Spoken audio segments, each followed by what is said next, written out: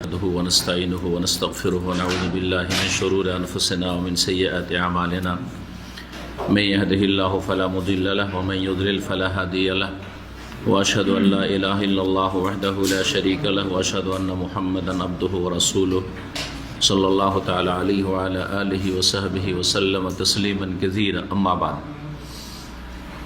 আল্লাহ রব্বুল আলমিনের যাবতীয় প্রশংসা যে মহান আল্লাহ রব্বুল আলমিন তার শেষ নবী প্রিয় নবী মুহাম্মদুর রাসূলুল্লাহ সাল্লাল্লাহু আলাইহি ওয়াসাল্লামকে দিনের সবচাইতে বড় দায়ী এবং নবী রসুল করে মানব জাতির কল্যাণের জন্য প্রেরণ করেছেন এবং তাকে কোরআন কারীম আল্লাহ রব্বুল আলমিন দাইয়ান ইলাল্লাহি বিইذনিহি আল্লাহ নির্দেশে তিনি দায়ী। আল্লাহ রাব্বুল আলামিন তাকে দাওয়াতি কাজের জন্যই নিযুক্ত করেছিলেন শেষ রাসূল করে, এবং তার দাওয়াত হচ্ছে সমস্ত মানব জাতির জন্য আম শামিল, সমস্ত মানুষ এমনকি জিন তার দাওয়াতের আওতাভুক্ত। তার দাওয়াতে যারা সাড়া দিয়েছে তারা ইহকাল পরকালে সফল হয়েছে, যারা তার দাওয়াতকে অস্বীকার করেছে, অমান্য করেছে, অবহেলা করেছে, তারা ইহকাল পরকালে ব্যর্থ হয়েছে এবং হবে। আমাদের ধারাবাহিক আলোচনা এই সিরাতুন নবী মুহাম্মদ রাসূলুল্লাহ সাল্লাল্লাহু আলাইহি সাল্লামের চলতে আছে। আজকে পর্ব নম্বর 11। বিষয়বস্তু হচ্ছে নবী করিম সাল্লাল্লাহু আলাইহি সাল্লামের প্রথম দাওয়াতের সূচনা, দাওয়াত শুরু। গত সপ্তাহে আলোচনা ছিল আল্লাহ রাব্বুল আলামিনের নির্দেশ নবী করিম সাল্লাল্লাহু আলাইহি সাল্লামের উপর যে তুমি এখন কুম ফাআনজির, সূরাতুল মুদাসসির এর প্রথম কয়েকটি আয়াত, যা ওয়াহির দ্বিতীয় পর্ব সঠিক মতে। ওয়াহির দ্বিতীয় পর্ব, প্রথম পর্ব হচ্ছে সূরা আলাকের প্রথম 5টি আয়াত, তারপরে দ্বিতীয় পর্ব হচ্ছে সূরাতুল মুদাসসিরের কয়েকটি আয়াত। এতে যেই নির্দেশ দেওয়া হয়েছে গত সপ্তাহে বিস্তারিত আলোচনা হয়েছে, তার মধ্যে দুটো নির্দেশের মধ্যে একটা হচ্ছে আমল করা, নিজে আমল করা। সংক্ষেপে কয়েকটি বিষয় এখানে বলা হয়েছে। তার মূল কথা হচ্ছে যে নিজে যা নাজেল হচ্ছে তার জীবনে বাস্তবায়ন করো। আরেকটি হচ্ছে কুম ফাআনজির, ওঠো এবং মানুষকে সতর্ক সাবধান করো, দাওয়াতের কাজ শুরু করো, এখন মানুষকে ভালো পথে ডাকতে শুরু করো। আজকের আলোচনা শুরু করি নবী করিম সাল্লাল্লাহু আলাইহি সাল্লাম এই ওয়াহির নির্দেশের পরে কুম ফাআনজির, দাঁড়াও এবং মানুষকে সতর্ক সাবধান করো আল্লাহর আযাব থেকে, জাহান্নামের পথ থেকে, গুমরাহি ভ্রষ্টতা থেকে, পাপাচার থেকে সতর্ক সাবধান করো, না হলে পরিণাম খারাপ।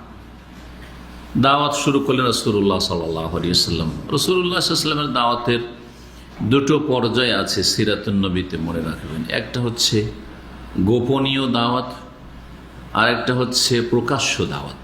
সবসময় মনে রাখবেন, লুকিয়ে দাওয়াত দেওয়া চুপচাপ, আর একটা হচ্ছে প্রকাশ্যে দাওয়াত দেওয়া খোলাখুলি। আগে কোনটা হইতে পারে? গোপনে। স্বাভাবিক, মানুষ যখন কমজোর থাকে তখন গোপন রাখতে হয়, প্রকাশ করা সম্ভব হয় না। আপনি যখন কমজোর থাকবেন, কিন্তু আপনি যখন শক্তিশালী হবেন কিন্তু প্রকাশ্যে সব কথা বলবেন। জি হ্যাঁ, গোপনীয় দাওয়াত হয়তো ব্যক্তি পর্যায়ের দাওয়াত। গোপনীয় দাওয়াত মানে গ্যাদারিং করে দাওয়াত নেই, হ্যাঁ, অনেক লোকের সামনে নয়। তাহলে এই দাওয়াতকে এইভাবেও ভাগ করা যায় যে একটা হচ্ছে ইনফিরাদি দাওয়াত মানে ব্যক্তি পর্যায়ে দাওয়াত, আর একটা হচ্ছে ইজতিমাই দাওয়াত মানে হ্যাঁ সম্মিলিত দাওয়াত বা সমষ্টিগত দাওয়াত। রাসূলুল্লাহ সাল্লাল্লাহু আলাইহি ওয়াসাল্লাম প্রথম ইনফিরাদি ব্যক্তিগত দাওয়াত দেওয়া শুরু করলেন, ব্যক্তি পর্যায়ে দাওয়াত দেওয়া শুরু করলেন, গোপনে দাওয়াত দেওয়া শুরু করলেন। রাসূলুল্লাহ সাল্লাল্লাহু আলাইহি সাল্লামের ওপর যখন এই আয়াতগুলি নাজেল হলো, যাতে আল্লাহ রাব্বুল আলামিন জাতিকে, মানুষকে সতর্ক সাবধান করতে বললেন, তখন প্রথম তার সামনে যে মানুষগুলি ছিল তারা ছিল আরব, আর বিশেষ করে তারা ছিল মক্কাবাসী, আর বিশেষ করে মক্কার মধ্যে শ্রেষ্ঠ বংশ ছিল কুরাইশ, আর কুরাইশ হচ্ছে রাসূলুল্লাহ সাল্লাল্লাহু আলাইহি ওয়াসাল্লামের নিজের বংশ। সুতরাং স্বাভাবিক মক্কাবাসী থেকে শুরু করেছেন এবং মক্কাবাসীর মধ্যে অন্যান্য গোত্রের তুলনায় নিজের বংশ থেকে শুরু করেছেন। নিজের বংশ কুরাইশ বংশের মধ্যে কিছু ঘরের লোক আছে আর কিছু দূরে আত্মীয় স্বজন আছে, তো দূরের আগে ঘরে কাজ শুরু করেছেন। এগুলি সবগুলি যুক্তিসঙ্গত কথা। আর এইভাবে রাসূলুল্লাহ সাল্লাল্লাহু আলাইহি ওয়াসাল্লাম দাওয়াতের কাজ শুরু করেছেন। আপনিও কিন্তু এইভাবেই, সিরাতুন নবী পড়া মানে কিসসা কাহিনী পড়ানো আমার উদ্দেশ্য নয়, এইভাবে আপনি শুরু করবেন, আপনি এইভাবে শুরু করবেন। আপনার অবস্থা দেখে ব্যবস্থা নেবেন। আপনার দাওয়াত সমষ্টিগত সবাইকে বলতে পারবেন কিনা গ্রামে, বড় ধরনের একটা মাহফিল দিলাম, গিয়ে পয়সা আছে, যেমন কিছু ভাইরা করছে, পয়সা আছে সৌদি আরব থেকে গিয়ে বা ইউরোপ থেকে গিয়ে আমেরিকা থেকে গিয়ে প্রবাসী দিল বিশাল মাহফিল, আর বাংলাদেশের বিখ্যাত বক্তা নিয়ে এসে হ্যাঁ একবারে হইচই মাথিয়ে দিই। ওই রকম অবস্থা তৈরি হয়েছে কিনা এটা দেখার বিষয়, এখান থেকে শিখতে হবে নাকি আপনি আরো ক্ষতি করে ফেলবেন এইভাবে। ওটা যদি ভালোই কাজ হইতো তো নবী সাল্লাল্লাহু আলাইহি ওয়াসাল্লাম এটা করতে পারতেন, করেননি কেন? তো এটা একটা শিক্ষার বিষয় রয়েছে এখানে। আর একটি শিক্ষার বিষয় হচ্ছে যে আর একটি গুরুত্বপূর্ণ দিক, কিন্তু আমরা নন মুসলিম দাওয়াতের ক্ষেত্রে এটা পরীক্ষা করে দেখেছি, এমনকি মুসলিম যারা বেদাতি তাদের ক্ষেত্রেও পরীক্ষা করে দেখতে পারেন আপনি। ব্যক্তি পর্যায়ে যদি দাওয়াত দেন ভালো প্রকৃতির মানুষকে, সাদা সেদা মানুষকে, অন্তর খোলা, যদিও শিরকে আছে, যদিও বেদাতে আছে, যদিও বিভিন্ন পাপে জড়িয়ে আছে, একা একা যদি দাওয়াত দেন তো সহজে কবুল করে নিতে পারে, এবং সেই দাওয়াত কবুল করায় বাধা হওয়ার সম্ভাবনা কম। যদি কবুল করতে চায় তাহলে বাধার সম্ভাবনা কম। কিন্তু কয়েকজন বেদাতি আছে, একসাথে মিলাদি আছে, কয়েকজন মাজারপন্থী আছে, কয়েকজন অমুসলিম, তিন, বেশি বলতে হবে না, 2 জন অমুসলিম একসাথে, 3 জন অমুসলিম আছে, আর তাদেরকে একসাথে দাওয়াত দিলেন, সবাই একে অপরের দিকে তাকাতাকি করবে, দেখেও কি করছে, দেখেও কি বলছে। জি আচ্ছা, তারপরে চোখের ইশারায় নিষেধ করবে, আর না পারলে আপনার চোখের আড়ালে হয়েই একবারে বড় একটা বাধা হয়ে যাবে। খবরদার, সাবধান কিন্তু তুই। যদি ওর মধ্যে দেখে যে একজনের মধ্যে নম্রতা দেখা যাচ্ছে, একটু দুর্বল এই দাওয়াত কবুল করার ক্ষেত্রে মাশাআল্লাহ, তখন শক্ত হয়ে যাবে, বাকিরা সতর্ক সাবধান করা শুরু করবে, না হলে তোর খবর আছে। এইভাবে অনেক অমুসলিম ইসলাম কবুল করবে, শেষ মুহূর্তে না ভয়ে সাথী সঙ্গীরা মুশকিল করে দেবে। আর বাড়িঘর তো আছে, ওটা তো একটা সত্য গ্রহণের বাধা আছে, দিয়ে এমনিতে এইখানে। এই জন্য বর্তমান যুগে মুসলিম কমজোর, জি মুসলিম কমজোর। এই জন্য কমজোর, তার ইমান আমলই কমজোর হয়ে গেছে, আল্লাহর দিন পালনে অত্যন্ত কমজোর হয়ে গেছে। সেজন্য আল্লাহ তাদেরকে কমজোর করে দিয়েছেন। এর মুসলিম সংখ্যার দিক থেকে কমজোর নয়, অর্থের দিক থেকে কমজোর নয়, কিন্তু প্রথম যে বিষয়টির দরকার ছিল সেটা নেই মুসলিমদের মধ্যে, যার ফলে আল্লাহ এই জাতিকে কমজোর করে দিচ্ছেন এত সংখ্যায় থাকা সত্ত্বেও। আল্লাহর দিনের দিকে ফিরে আসলে অবশ্যই আল্লাহ শক্তিশালী করবে। জি, তো ব্যক্তি পর্যায়ে দাওয়াত ফলপ্রসূ, বাধা কম ওখানে দাওয়াত কবুল করতে, আপনার দাওয়াতের তাসির প্রতিক্রিয়া হতে। কিন্তু যদি সমষ্টিগত দাওয়াত দেন তাহলে তখন প্রতিরোধ গড়ে উঠবে আপনার দাওয়াতের সামনে। এই বিষয়গুলি আপনাকে চিন্তা করতে হবে। জি, তো রাসূলুল্লাহ সাল্লাল্লাহু আলাইহি ওয়াসাল্লাম প্রথম যেই জাতিকে দাওয়াত দেন সেই জাতি ছিল আরব জাতি, মক্কার লোকেরা, বিশেষ করে কুরাইশ। জি হ্যাঁ, নবী সাল্লাল্লাহু আলাইহি ওয়াসাল্লামের মাতৃভাষার লোক, নিজের বংশধর, কিন্তু এমন একটি জাতি যেই জাতি ছিল অশিক্ষিত। গোটা মক্কায় হাতে গোনা কয়েকজন, এক হাতে গুনতে পারবেন এমন ব্যক্তিদের যারা লিখতে পড়তে পারে, বেশি শিক্ষিত বলা যাবে, শুধু লিখতে পড়তে পারে, উম্মি নয়, নিরক্ষর নয়, স্বাক্ষর অক্ষরের জ্ঞান আছে, হাতে গোনা কয়েকজন, এক হাতে গোনা কয়েকজন। তো যেই জাতির মধ্যে শিক্ষা নেই সেই জাতি অবশ্যই নিষ্ঠুর হবে, তাদের অন্তর শক্ত হবে, আর তাদের মধ্যে মূর্খামি থাকবেই। জি হ্যাঁ, জি, এসব থাকবে। তাদের দিন ধর্ম কি ছিল? প্রতিমা পুতুল পূজা, এছাড়া কিছু বুঝতো না। আমাদের ধর্মকর্ম কি? প্রতিমা পুতুল পূজা। ঘরে ঘরে তো পূজা হচ্ছে, মহল্লা মহল্লায় পূজা হচ্ছে, এমনকি আল্লাহর ঘর যে তৌহিদের জন্য কায়েম করা হয়েছিল, জি হ্যাঁ, ইব্রাহিম আলাইহিস সালাম এই ঘরে এই জন্যই তৈরি করেছিলেন যে এখানে আল্লাহ রাব্বুল আলামিনের ইবাদত বন্দেগী হবে। জি, কিন্তু সেই ঘরের চারিদিকে তার 360টি মূর্তি রেখে পূজা শুরু করেছিল। প্রথম শুরু হয়েছিল এই মূর্তি পূজা। নবী করিম সাল্লাল্লাহু আলাইহি ওয়াসাল্লামের দাওয়াত শুরুর কত বছর আগে জানা আছে? কে বলতে পারেন কত বছর আগে মূর্তি পূজা শুরু হয়েছে? তার আগে মক্কায় মূর্তি পূজার গন্ধ পর্যন্ত ছিল না। তৌহিদ আর তৌহিদ ছিল 300 বছর, মাত্র 300 বছর। তাহলে মানুষ 100, 200, 300 বছরের মধ্যে একটি জাতি কোথা থেকে কোথা চলে যেতে পারে? যেই জাতি 300 বছর আগে মুয়াহিদ ছিল, তৌহিদবাদী ছিল, যেই জাতি 300 বছর আগে মুমিন মুসলিম ছিল, ইব্রাহিম আলাইহিস সালামের সত্যিকার অনুসারী ছিল, তারা ইব্রাহিম আলাইহিস সালামের নাম ভেঙে ধর্ম ব্যবসা করে তারা মুশরিক হয়ে পড়েছিল, কুফার হয়ে পড়েছিল। এমন কাফের হয়েছিল যে তাদের জন্য সবচেয়ে শ্রেষ্ঠ রাসূল মুহাম্মদ সাল্লাল্লাহু আলাইহি সাল্লামকে তাদের মাঝে পাঠিয়েছেন। হুয়াল্লাযী বাআসা ফিল উম্মিয়িনা রাসূলাম মিনহুম।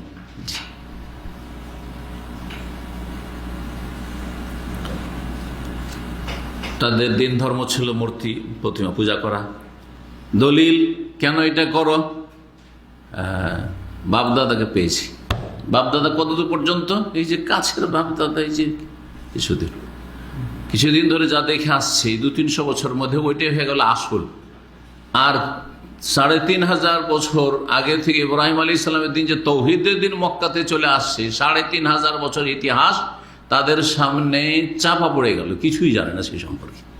যে আমাদের বাপদাদা পূর্বপুরুষ 3500 বছর পর্যন্ত ইব্রাহিম আলাইহিস সালামের পরে তারা মুওয়াহিদিন ছিল, তারা মুমিনিন ছিল, তারা মুসলিম ছিল, ওয়াসাম্মাকুমুল মুসলিমিন, কিছুই জানে না।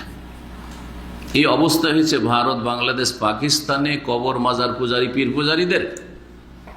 জি, এই 1400 বছর ইতিহাসে তাদের পূর্বপুরুষরা, যারা হয়তো আরব দেশগুলি থেকে গিয়েছে, এমন থেকে গিয়েছে অনেকে, বা ওই দেশে অনেক ইসলাম গ্রহণ করেছে, তারা অনেকেই বা অধিকাংশই, যারা বিশেষ করে এখান থেকে সব তৌহিদবাদী ছিল, যারা তৌহিদ প্রতিষ্ঠাকারী ছিল, তাদের মাধ্যমে দাওয়াত পেয়েছে, কিন্তু তারা তাদের অবস্থাকে পাল্টায়নি।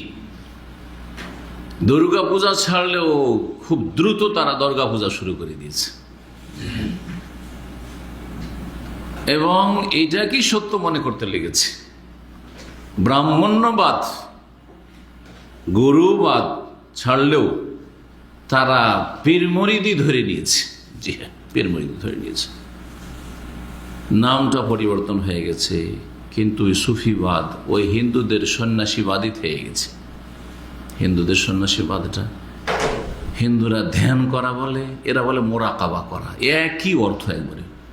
এক একটা টার্ম যদি সুফিদের, পীর মুরিদদের টার্মগুলিকে মিলিয়ে দেখেন, শব্দগুলি ফার্সি বা আরবি, ওইটা তর্জমা যদি হিন্দি বা সংস্কৃতে করেন, তাহলে হিন্দু ধর্মের সবগুলি পাবেন।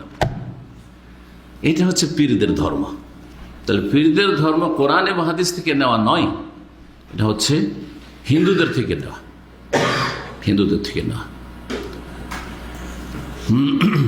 কথা লম্বা না করে ফিরে আসি। প্রতিটি জাতি এইভাবে ধীরে ধীরে গুমরা হয়েছে, ধীরে ধীরে গুমরা, যুগের আবর্তন বিবর্তনে কোথা থেকে কোথা চলে গেছে। ওরাকে যখন জিজ্ঞাসা করা হইতো যে তোমরা মূর্তি পূজা করছো, এর দলিল প্রমাণে কি যে মূর্তি পূজা হচ্ছে আল্লাহ প্রদত্ত ধর্ম, এটা আল্লাহর দিন কেমন করতে হবে?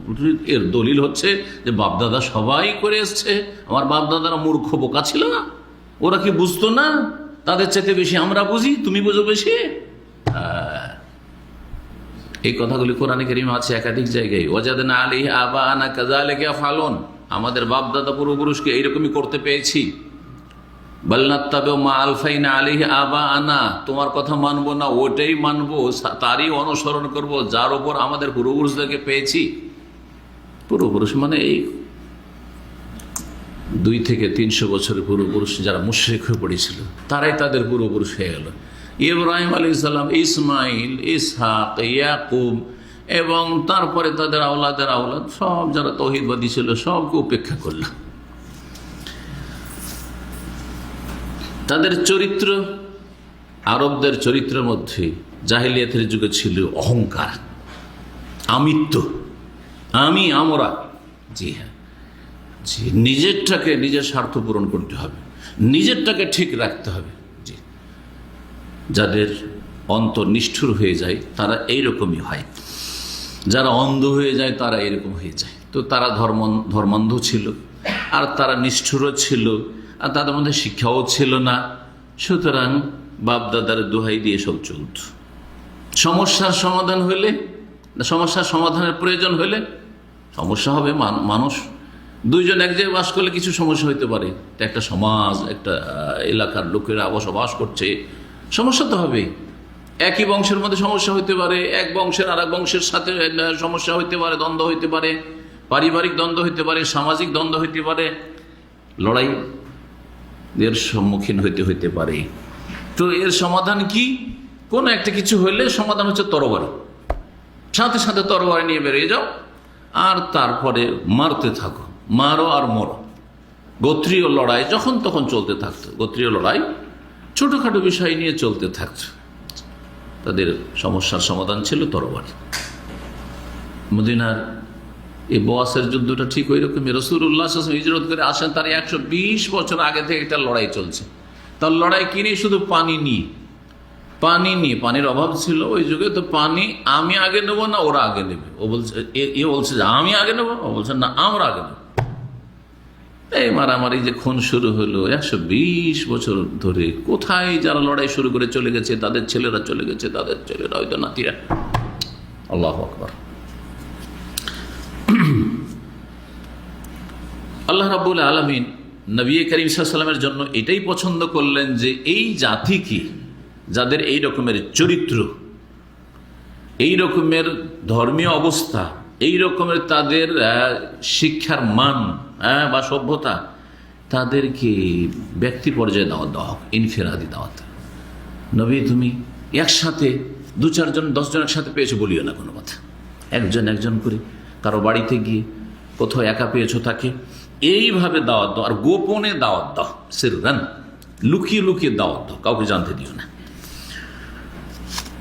এবং সবাইকে দাওয়াত দিও না, অচেনা ব্যক্তিকে দাওয়াত দিও না। তুমি দাওয়াত দাও এমন ব্যক্তিকে যাকে চেনো যে সে ভালো মানুষ, শুধু চিনলেও হবে না, চেনো যে ভালো মানুষ, এবং সে সত্যকে ভালোবাসে। একটা সত্য কথা তুলে ধরলে, একটা যুক্তিসঙ্গত কথা তুলে ধরলে সেটাকে মানতে প্রস্তুত হবে,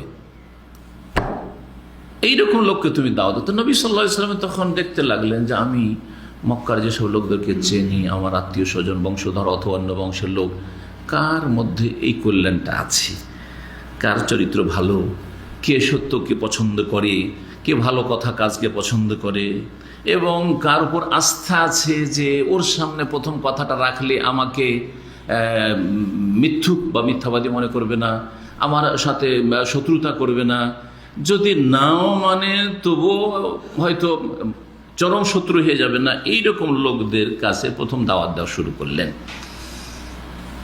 আরো খেয়াল রাখলেন যে অন্যদের তুলনায় নিজের পরিবারের সদস্যরা বেশি হক রাখে, সুতরাং প্রথম নিজের পরিবার, পরিজন, আত্মীয় স্বজন এবং বন্ধু মহলে দাওয়াত দেওয়া শুরু করলেন।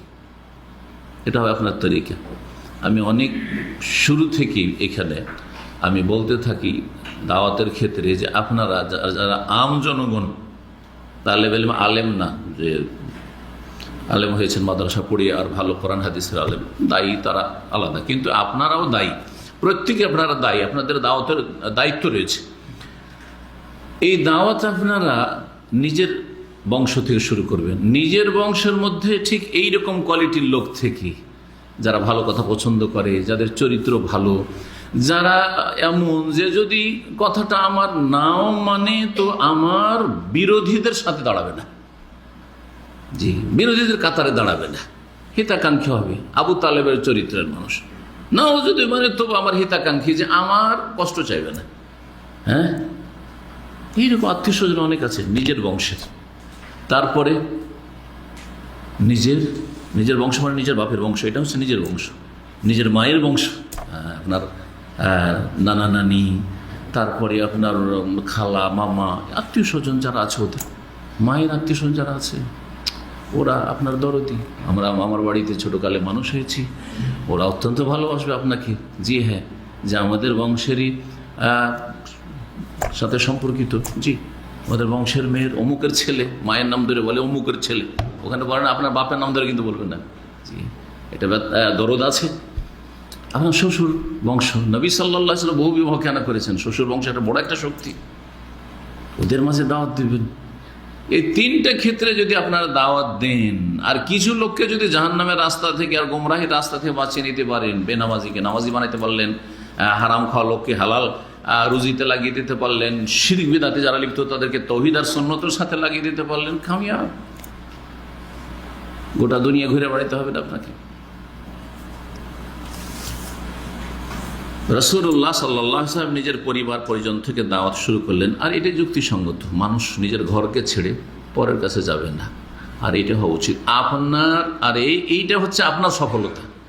আপনি যদি আপনার স্ত্রী আর ছেলে মেয়েকে যদি ঠিক করে নিতে পারেন, আর তারপরে যতটা বাইরে পারলেন, এটা হচ্ছে আপনার সফলতা। আর আপনার স্ত্রীকে ঠিক করতে পারলেন না, এখনও তাকে পর্দা করাতে পারলেন না, এখনও তার নামাজটা ঠিক করতে পারলেন না, কায়েমি নামাজি নয়, এখন আপনার ছেলে মেয়েগুলো নামাজি বানাইতে পারলেন না, আপনি স্কুল কলেজ ইউনিভার্সিটি আর কত দুনিয়ার উচ্চ শিক্ষিত করলেন, সব বেনামাজি পয়দা করলেন। আর আপনি বাইরে ভালো ভালো কথা দাওয়ার কাজ করে বেড়াচ্ছেন, আর খুব ভালো ভালো কথা লেকচার দিয়ে বেড়াচ্ছেন, কোনো লাভ নেই, ব্যর্থ, আপনি সফল না। কু আনফুসাকুম, নিজেকে আগে রক্ষা করো, ও আহলিকুম, আর তোমার পরিবার পরিজনকে রক্ষা করো, নারান জাহান্নামের আগুন থেকে। এই ফর্মুলা সবসময় যেন ঠিক থাকে। যখন পারবেন না, ধরেন পারলেন না আপনি, তাই বলে কি বাইরে বলবেন না? তখন বলবেন, কিন্তু প্রথম আপনার সর্বাত্মক চেষ্টা হবে যে আমি আমার পরিবারকে জাহান্নামের রাস্তা থেকে উদ্ধার করবো, তাদেরকে ইসলামিক তরবিয়ত দেব, তাদেরকে খাঁটি মুসলিম বানাবো, তারপরে দুনিয়ার উন্নতি করুক, পরে অন্যের কথা চিন্তা করব। নবী করিম সাল্লাল্লাহু আলাইহি ওয়াসাল্লাম এই চিন্তা চেতনা নিয়ে, এবং আল্লাহ রাব্বুল আলামিনের নির্দেশও তাই ছিল, প্রথম যার কাছে দাওয়াত পৌঁছালেন তিনি, স্বাভাবিক কথা, তিনি সবচাইতে ক্লোজ, যিনি কে হইতে পারেন? উম্মুল মুমিনিন খাদিজা রাদিয়াল্লাহু তাআলা আনহা, একমাত্র স্ত্রী রাসূলুল্লাহ সাল্লাল্লাহু আলাইহি ওয়াসাল্লামের প্রথম। উনি যতদিন খাদিজা রাদিয়াল্লাহু তাআলা ছিলেন আর কোনো বিবাহ করেননি। খাদিজা রাদিয়াল্লাহু তাআলা শুরু থেকে এখন পর্যন্ত এই যে নবুয়তের এই যে আয়াতগুলি, দ্বিতীয় পর্ব যে আয়াত নাযিল, এই পর্যন্ত যা ঘটেছে রাসূলুল্লাহ সাল্লাল্লাহু আলাইহি ওয়াসাল্লাম সব জানছেন, কিন্তু সব জানছেন। তার কাছে গিয়ে সব কথাই বলেছেন। তো যখন আল্লাহ কুম ফানজের বললেন, তো কুম ফানজের দাঁড়াও আর সতর্ক করো। প্রথম স্ত্রীকে সতর্ক করবেন যে এই যে বাপদাদার আমাদের ধর্ম আছে, মূর্তি পূজার ধর্ম, এটা চলবে না। কি করতে হবে? কুলু লা ইলাহা ইল্লাল্লাহ তুফলিহু, বলো আল্লাহ ছাড়া কোনো সত্য উপাস্য নেই, তাহলেই সফলতা রয়েছে, কামিয়াব হয়ে যাবে। এই জন্য যারা সিরাত রচয়িতা, যারা সিরাতের লেখক গবেষক, তারা বিভিন্ন মত পোষণ করলেও যে কে সর্বপ্রথম ইসলাম গ্রহণ করেছে, সবচাইতে সূক্ষ্ম এবং সঠিক মত হচ্ছে যে সর্বপ্রথম ইসলাম গ্রহণ করেছেন উম্মুল মুমিনিন খাদিজা রাদিয়াল্লাহু তাআলা আনহা। তিনি সুসংবাদগুলি জানতেন। নবী সাল্লাল্লাহু আলাইহি ওয়াসাল্লামের সাথে দীর্ঘ সময় ধরে আছেন, 25 বছর বয়স থেকে 40 পর্যন্ত, 15 বছর ধরে। আর সব সময় এমন নয় যে দিনে 1-1 ঘন্টা বন্ধু বান্ধবের সাথে হয়তো 1-1 ঘন্টা দেখা সাক্ষাৎ হয়, হ্যাঁ, 24 ঘন্টা তার সাথে। পূর্বাভাসগুলি জানছেন, যে নবুয়তের রিসালাতের পূর্বাভাসগুলি যা হইতো, এবং নবুয়তের যেসব লক্ষণগুলি তাও তিনি চোখে দেখেছেন, রিসালাতের যে সুসংবাদ সেগুলি প্রত্যক্ষ করেছেন, এবং তার আগে থেকেই তিনি নিশ্চিত হয়ে গেছেন এসব দেখে শুনে যে এই উম্মতের নবী বা শেষ নবী যে একজন আসবেন, ভবিষ্যৎবাণী রয়েছে, তিনি আমার এই প্রিয় স্বামী মুহাম্মদ রাসূলুল্লাহ সাল্লাল্লাহু আলাইহি ওয়াসাল্লাম। তারপরে যখন ওয়ারাকা বিন নওফলের কাছে নিয়ে আসলেন, ঘটনা তো এর আগে আলোচিত হয়েছে, তাই না? ওয়ারাকা বিন নওফল যে কথা বলে, হাযা হুয়ান নামুস আল্লাযী আনজালাল্লাহু আলা মূসা আলাইহিস সালাম, এই যে যাকে মুহাম্মদ দেখেছেন সাল্লাল্লাহু আলাইহি ওয়াসাল্লাম হেরা পাহাড়ের গুহায়, তিনি হচ্ছেন সেই নামুস মানে ফেরেশতা জিবরাইল আলাইহিস সালাম, যাকে আল্লাহ মূসা আলাইহিস সালামের কাছে প্রেরণ করেছিলেন এক সময়। এসব কথা শুনে আরো বিশ্বাস হয়ে গেছে যে আরবদের মধ্যে হয়ে ওয়ারাকা বিন নওফল তাওরাত ইনজিল সম্পর্কে যথেষ্ট জ্ঞানী, আর তার এই অভিজ্ঞতা তিনি বলছেন, তিনি আকাঙ্ক্ষা করছেন যে যদি আমি ওই সময় থাকতাম সর্বাত্মক সাহায্য করতাম ইত্যাদি ইত্যাদি। ভবিষ্যৎবাণী করছেন এমন একটা সময় আসবে যেই সময় তোমার জাতি তোমাকে এখান থেকে বিতাড়িত করবে মক্কা থেকে। সব কথা জানতেন কে? খাদিজা রাদিয়াল্লাহু তাআলা আনহা। সুতরাং তিনি সর্বপ্রথম ইসলাম গ্রহণ করেছেন। দ্বিতীয় পর্যায়ে নবী করিম সাল্লাল্লাহু আলাইহি ওয়াসাল্লামের সবচেয়ে ঘনিষ্ঠ বন্ধু দোস্ত একবারে ছোটবেলা থেকে ছিলেন আবু বকর সিদ্দিক রাদিয়াল্লাহু তাআলা। আবু বকর সিদ্দিক রাদিয়াল্লাহু তাআলা নবী সাল্লাল্লাহু আলাইহি ওয়াসাল্লামের সাথে বয়সের পার্থক্য কতটা ছিল? 2 বছর পার্থক্য ছিল। নবী সাল্লাল্লাহু আলাইহি ওয়াসাল্লাম 63 বছর ইন্তেকাল করেছেন, আর আবু বকর সিদ্দিক রাদিয়াল্লাহু তাআলা আনহু 63 বছর ইন্তেকাল করেছেন। এমনকি উমর রাদিয়াল্লাহু তাআলা 63 বছর ইন্তেকাল করেছেন। সুবহানাল্লাহ। নবী করিম সাল্লাল্লাহু আলাইহি ওয়াসাল্লাম তার এই ঘনিষ্ঠ অন্তরঙ্গ বন্ধু আবু বকর সিদ্দিক রাদিয়াল্লাহু তাআলা আনহুকে এই সংবাদগুলি শুনাইলেন যে আল্লাহ তাকে নবী করেছে, রাসূল করেছেন, এবং আমাকে আল্লাহ এই ওহী করেছেন কুম ফানজির, এখন সতর্ক সাবধান করতে হবে। সুতরাং তুমি আমার ছোটকালের বন্ধু, তোমাকে প্রথম সতর্ক সাবধান করছি, তুমি আল্লাহর প্রতি ঈমান নিয়ে আসো। হ্যাঁ, তাওহীদ প্রতিষ্ঠা করো জীবনে, শিরক থেকে তুমি ফিরে আসো। আমানা বিহি দুনা তারাদ্দুদ, বিনা কোনো আপত্তিতে দ্বিধাদ্বন্দ্বে তিনি দ্রুত ইসলাম গ্রহণ করলেন। আবু বকর সিদ্দিক রাদিয়াল্লাহু তাআলা সত্যের সাক্ষ্য প্রদান করলেন। সুতরাং পুরুষদের মধ্যে যদি এভাবে জিজ্ঞাসা করে কেউ যে পুরুষদের মধ্যে সর্বপ্রথম কে মুসলিম? আবু বকর সিদ্দিক রাদিয়াল্লাহু তাআলা। আর এইটাই যারা সিরাতে লিখেছেন তারা বলেছেন যে যতগুলি উক্তি রয়েছে, বিভিন্ন উক্তি রয়েছে, উক্তিগুলোর মধ্যে সমন্বয় এইভাবে করা হয়েছে। পুরুষদের মধ্যে আবু বকর সিদ্দিক, নারীদের মধ্যে খাদিজা রাদিয়াল্লাহু তাআলা আনহা, বালকদের মধ্যে আসছে 3 নম্বর পর্বে। 3 নম্বর পর্ব আসছে, 3 নম্বরে কে মুসলমান হয়েছেন। কিন্তু তার আগে বলবো যে একজন ঘনিষ্ঠ বন্ধু, যে ছোটবেলার বন্ধু, সে কিন্তু ভালো করেই জানে যে আমি আপনি কেমন। এখানকার বন্ধুরা আপনার আগের ইতিহাস বায়োডাটা জানে না যে আপনি কেমন ছিলেন। অনেকে খারাপ ছিলেন ছোটকালে, আপনি কিছুই জানেন না। এখন খুব ভালো মানুষ, জানেন দাম আমি খুব ভালো আপনি। কিন্তু আপনার গ্রামের ছোটবেলায় যারা প্রাইমারিতে লেখাপড়া করেছে, মাধ্যমিকে লেখাপড়া করেছে, বা মাদ্রাসায় ছোটবেলায় লেখাপড়া করেছে, আপনার পুরো ইতিহাস জানে ওই যুগ থেকে। যা কিছু দুষ্টামি করে সব জানে তারা, ঠিক না? তো রাসূলুল্লাহ সাল্লাল্লাহু আলাইহি ওয়াসাল্লাম কত ভালো মানুষ ছিলেন যে, আর এর বাস্তব প্রমাণ, কেউ যদি রাসূলুল্লাহ সাল্লাল্লাহু আলাইহি ওয়াসাল্লাম খারাপ বলে সে যে মিথ্যুক, আবু বকর সিদ্দিক রাদিয়াল্লাহু তাআলা ইসলাম গ্রহণ প্রমাণ করে। কারণ তিনি ছোট থেকে একবার বাল্য জীবন থেকে আজ পর্যন্ত 40 বছর বয়স পর্যন্ত রাসূলুল্লাহ সাল্লাল্লাহু আলাইহি ওয়াসাল্লামকে কাছে থেকে চিনছেন। এখন পর্যন্ত ওই ছোটকালের বন্ধু তিনি, রাত দিন তিনি দেখছেন। এমন নয় যে বিদেশে চলে গেছে আর খবর রাখে, যেমন আমরা এখন বিদেশে চলে এসেছি, গ্রামের লোকেরা খবর রাখে না অনেকটাই, এইরকম নয়। তো তার ঈমানটা হচ্ছে রাসূলুল্লাহ সাল্লাল্লাহু আলাইহি ওয়াসাল্লামের সত্যবাদী হওয়ার বড় একটা সাক্ষী। এটা একটা গুরুত্বপূর্ণ পয়েন্ট। আপনার ঘনিষ্ঠ সঙ্গী, ছোটবেলার সঙ্গী যদি আপনাকে আপনার 50 বছর বয়সে বলে যে এই লোকটি আমার কাছে সবচেয়ে প্রিয়, সবচেয়ে ভালো আমার কাছে, তাহলে জানতে হবে যে আপনি আসলেই ভালো। ছোট থেকে চিনছে আপনাকে সে, 2-4-10 বছর অভিজ্ঞতা বলছে না, সারা জীবনে তার অভিজ্ঞতা সে বলছে। তৃতীয় ব্যক্তি যিনি ইসলাম গ্রহণ করেছিলেন তিনি ছিলেন আলী ইবনে আবি তালিব রাদিয়াল্লাহু তাআলা আনহু। সমন্বয় করতে গিয়ে ওলামারা বলেছেন যে বালকদের মধ্যে কে ইসলাম গ্রহণ করেছে প্রথম? আলী রাদিয়াল্লাহু তাআলা আনহু। কেন আলী? আরও তো আত্মীয় স্বজনদের মধ্যে ছেলেরা ছিল, বালকরা ছিল। তো প্রথম আলী কেন? এই জন্য যে আলী রাদিয়াল্লাহু তাআলা আনহু রাসূলুল্লাহ সাল্লাল্লাহু আলাইহি ওয়াসাল্লামের বাড়িতে লালিত পালিত হইতেন, খাওয়া দাওয়া নবী সাল্লাল্লাহু আলাইহি ওয়াসাল্লামের বাড়িতেই করতেন, নবী সাল্লাল্লাহু আলাইহি ওয়াসাল্লাম তার দেখাশোনা করতেন, প্রতিপালন করতেন। এই জন্য যে তার পিতা আবু তালেব অত্যন্ত অভাবী মানুষ ছিলেন, চাচা নবী সাল্লাল্লাহু আলাইহি ওয়াসাল্লামের আপন চাচা, অভাবী ছিলেন। আর ছেলেমেয়ের সংখ্যা বেশি ছিল, ফ্যামিলির সদস্য সংখ্যা বেশি ছিল। তো অভাবের কারণে নবী করিম সাল্লাল্লাহু আলাইহি ওয়াসাল্লাম বললেন যে চাচা আলীকে আমাকে দিয়ে দেন, আমি ওর ভরণ পোষণের দায়িত্ব নিয়ে নিলাম।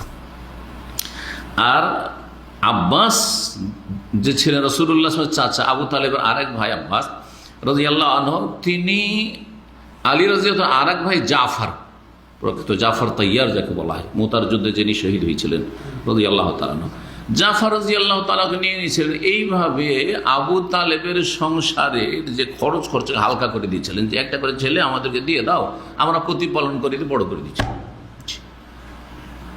এইরকম সাহায্য সহযোগিতা করা রাসূলুল্লাহ সাল্লাল্লাহু আলাইহি ওয়াসাল্লাম কখন করেছেন?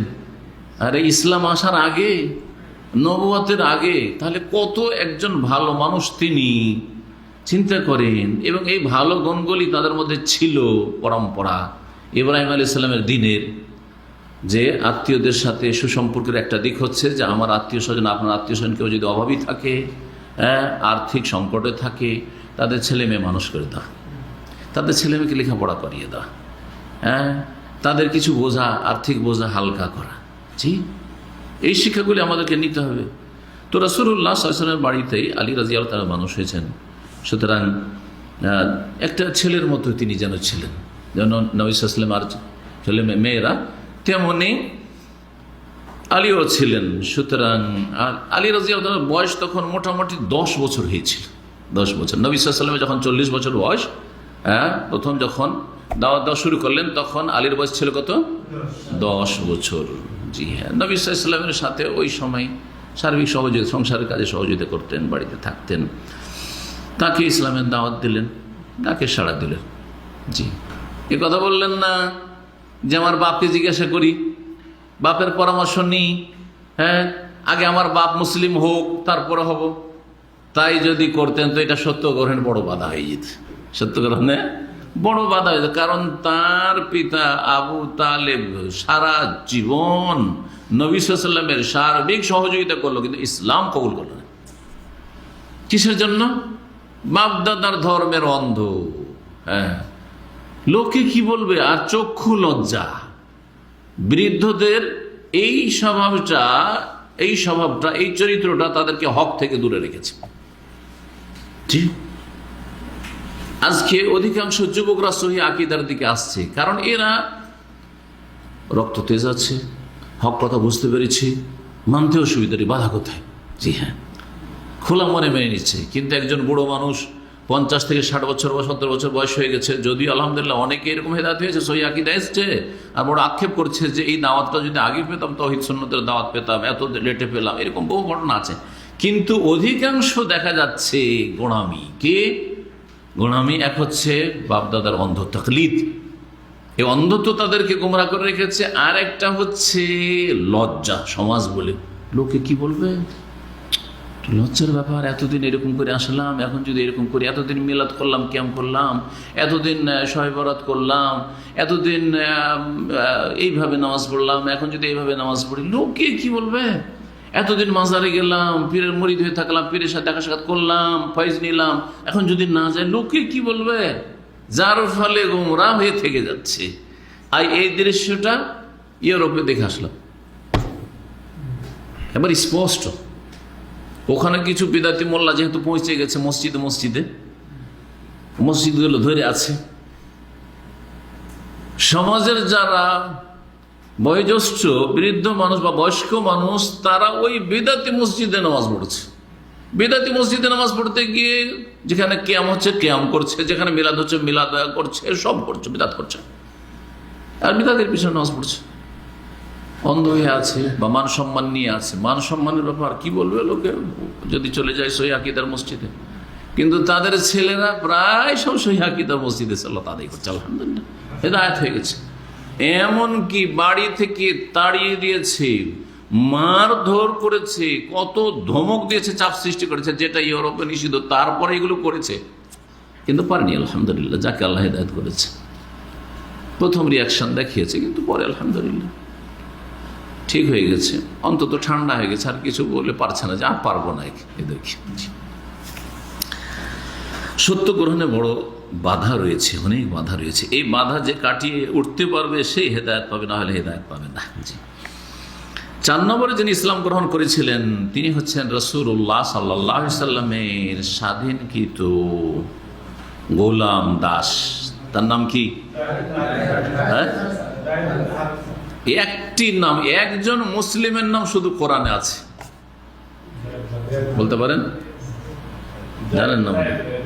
এই যে শুধুমাত্র একজন মুসলিমের নাম কোরআন আছে, কারো নাম আর কোরআনে কারিমে নেই। রাসূলুল্লাহ সাল্লাল্লাহু আলাইহি ওয়াসাল্লাম বাদ দিয়ে মুহাম্মদুর রাসূলুল্লাহ, হ্যাঁ, ওমুবাশশিরা বিরাসূলি ইয়াতিম বাদ ইসমুহু আহমদ, রাসূলকে বাদ দিয়ে নবী সাল্লাল্লাহু আলাইহি ওয়াসাল্লামের সাহাবীদের মধ্যে কয়জনের নাম আছে কোরআনে? আয়েশার নাম কোথায় আছে? আবু বকর সম্পর্কে আয়াত আছে, ওয়াসায়ুজান্নাবুহাল আতকা ওয়ালা ইয়াতালি উলুল ফাজলে মিনকুম। উলুল ফজল হচ্ছেন আবু বকর, আতকা সর্বাধিক মুত্তাকি রাসূলুল্লাহ, পরে হচ্ছে আবু বকর সিদ্দিক। তো আবু বকর সিদ্দিক সম্পর্কে সানিয়া সুনাইনে, দুইজনের দ্বিতীয়, তো দ্বিতীয় ইজমা ফিল গারিজে ইয়াকুলু লি সাহিবিহি, সঙ্গীকে বলছিলেন, সঙ্গী হচ্ছেন আবু বকর। কত আয়াত নেবেন আবু বকর সম্পর্কে, কিন্তু নাম নেই। জি, কথা বুঝতে পারছেন? গুণ বৈশিষ্ট্য বর্ণনা করা হয়েছে আবু বকরের, এক জায়গায় নয়, কয়েক জায়গায় কোরআনে কারিমে রয়েছে, বেশ কিছু আয়াত রয়েছে আবু বকর সম্পর্কে। বরং সমস্ত সাহাবায়ে কেরাম সম্পর্কে আয়াত রয়েছে। মুহাজিরিন আনসার আয়াত নাই? আস-সাবিকুনা আউয়ালুনা মিনাল মুহাজিরিন ওয়াল আনসার ওয়াল্লাযিনা তাবাউহুম বিইহসান। বরং যারা তাদের অনুসারী হবে, সে তাবেঈন হোক, তাবা তাবেঈন হোক, কিয়ামত পর্যন্ত তাদের নিষ্ঠার সাথে অনুসারী হোক। তো ওই রকম আলোচনা তো আপনাদেরও আছে, হ্যাঁ, যদি নিষ্ঠার সাথে অনুসারী হন, আছে না? কিন্তু নাম আছে? কারো নাম নেই। কাফের তো মেলা নাম আছে, কোরআনে কারিমে কাফেরের মেলা নাম আছে, কিন্তু মুসলিমের কয়টা নাম আছে? মুসলিম সাহাবীর একজনের শুধু নাম আছে। অন্য আম্বিয়া রসুলের কথা বাদ দেন, কিন্তু নবী সাল্লাল্লাহু আলাইহি ওয়াসাল্লামের আরো অন্য আম্বিয়া বাদ দিয়ে আবার বললেন না যে নবীরা তো না, নবীদের কথা বলছি না এখানে, সাহাবীদের কথা বলছি। যদি জিজ্ঞাসা করেন কাফের কয়টা নাম আছে? একটা। কাফের রয়েছে, ফেরাউনের নাম নেই? হামান, কারুন। নবী সাল্লাল্লাহু আলাইহি সাল্লামের যুগের কয়জন কাফের নাম আছে? এটা যখন জিজ্ঞাসা করবো তখন বলবেন। হ্যাঁ, 3 জনকে বলছে, দেখি 3 জন কি? 3 জন? হ্যাঁ, ওকে বলতেন না সবাই। আবু লাহাব, উবাই বিন কাব কোথায় আছে? আর উবাই বিন কাব সাহাবী। আউযু বিল্লাহ, লা হাওলা ওয়ালা কুওয়াতা ইল্লা বিল্লাহ। হ্যাঁ, যে বলবে হাত তুলবে, হইচই করে না। হ্যাঁ, কয়জন? একজনের নাম শুধু। একজন সাহাবীর নাম আছে, আর একজন নবী সাল্লাল্লাহু আলাইহি ওয়াসাল্লামের দাওয়াতের ক্ষেত্রের কাফের নাম আছে, তাব্বাত ইয়াদা আবি লাহাব। আর দ্বিতীয় কোনো নাম পাবেন না। রাসূলুল্লাহ সাল্লাল্লাহু আলাইহি ওয়াসাল্লামের যুগের কোন কাফের আর নাম ধরে পাবেন না কোরআনে কারিমে। আর রাসূলুল্লাহ সাল্লাল্লাহু আলাইহি যুগের কোন সাহাবীর নাম ধরে আর পাবেন না যায়েদ ছাড়া। ফালাম্মা কাজা যায়েদুম মিনহা ওয়াতারান যাওয়াজনাকাহা, সূরা আহজাব আল্লাহ বলছেন, যায়েদের নাম এসেছে।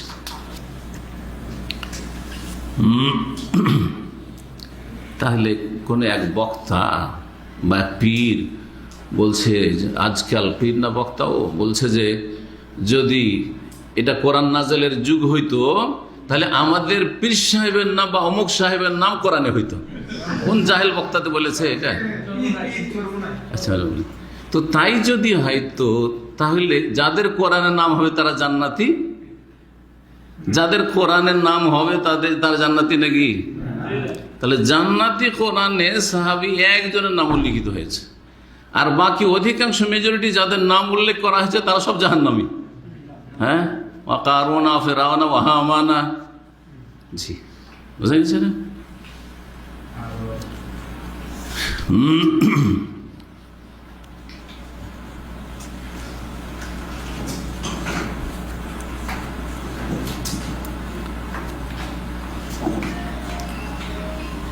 ইবনে হারেসা ইবনে শারাহিল আল কালবি, তিনি অন্য বংশের বাইরের লোক ছিলেন। তাকে জাহিলিয়াতের যুগে জবরদস্তি বন্দি করে ধরে নিয়ে চলে এসেছিল কেউ। নিয়ে আসার পরে ওকে মক্কার বাজারে বিক্রি করে দিয়েছিল। তখন মক্কার একজন ব্যক্তি যার নাম ছিল হাকিম বিন হেজাম, সে ক্রয় করেছিল। আর ক্রয় করার পরে তার ফুফু হচ্ছেন রাসূলুল্লাহ সাল্লাল্লাহু আলাইহি ওয়াসাল্লামের প্রিয়তমা স্ত্রী উম্মুল মুমিনিন খাদিজা রাদিয়াল্লাহু তাআলা আনহা। খাদিজাকে, তার ফুফুকে উপঢৌকন হিসাবে, হাদিয়া হিসাবে দিয়ে দিচ্ছিল যে ফুফু, এই দাসটা যায়েদকে আমি খরিদ করে নিয়ে আসলাম, তো এটা আপনাকে দিয়ে দিলাম হাদিয়া, গিফট দিয়ে দিলাম, দিয়ে দিয়েছিলেন। তখন খাদিজা রাদিয়াল্লাহু তাআলা আনহা ওই যায়েদকে রাসূলুল্লাহ সাল্লাল্লাহু আলাইহি ওয়াসাল্লাম হাদিয়া করে দিলেন। পেলেন কার কাছ থেকে? ভাইয়ের ছেলের কাছে ফুফুকে দিল। আর ফুফু তখন কি করলেন? স্বামীকে হাদিয়া দিয়ে দিলেন। এর থেকে কি বোঝা গেল যে হাদিয়া দেওয়া যেতে পারে। আমাদের সমাজে অনেকে বলে ভাই এটা আমাকে দিয়েছে, একজন গিফট দিয়েছে, না এটা দেওয়া যাবে না, বলে না বলে, অনেকে বলে। কিন্তু আমরা এই কথাটা প্রয়োগ করে থাকি যে না, এটা একজন আমাকে গিফট দিয়েছে, এটা ঘড়ি আমাকে গিফট দিয়েছে, এটা আর কাউকে দেওয়া যাবে না, আমাকেই পড়তে হবে। আপনি পড়তে পারলেন না, ধরেন, তো কি করবেন? ফেলে রাখবেন? কাউকে দেওয়াও যাবে না, আর নিজেও পড়বেন না, ব্যবহার করবেন না, তো নষ্ট করবেন না। আপনার কেউ কোনো কিছু খেতে দিল, আর খেতে পারবেন না আপনি, বা খেলেন না। আমাদের অনেক সময় এরকম হয়, যেটা আমাদের খাওয়া সম্ভব না, তো কি করবো? পচে যাক, সরে যাক, কিন্তু গিফটের জিনিস কাউকে দেওয়া যাবে না, নিজেই খেতে হবে, না হলে সরিয়ে দিন, নষ্ট করে দিন, নাকি? না, মোটেই না। তাহলে বোঝা গেল যখন হাদিয়া দেওয়া হয়ে গেল তখন সে তার ফুল মালিক হয়ে গেল। যখন পূর্ণ মালিকানা পেয়ে গেল তখন তাতে যে কোনো রকমের নিয়ন্ত্রণ সে করতে পারে। তবে এটা আছে যে সে নিজে যদি ব্যবহার করে আর দেখে যে যাকে দিয়েছিলাম সে ব্যবহার করছে, তো খুশি হবে, ভালো লাগবে, সেটা আলাদা কথা। তো উত্তম, সে খুব বেশি বলতে হবে যে উত্তম যা হাদিয়া আমাকে যখন দেওয়া হয়েছে সেটা আমি ব্যবহার করার চেষ্টা করি, কিন্তু সেটা কোনো ওয়াজিব জরুরি জিনিস নয়।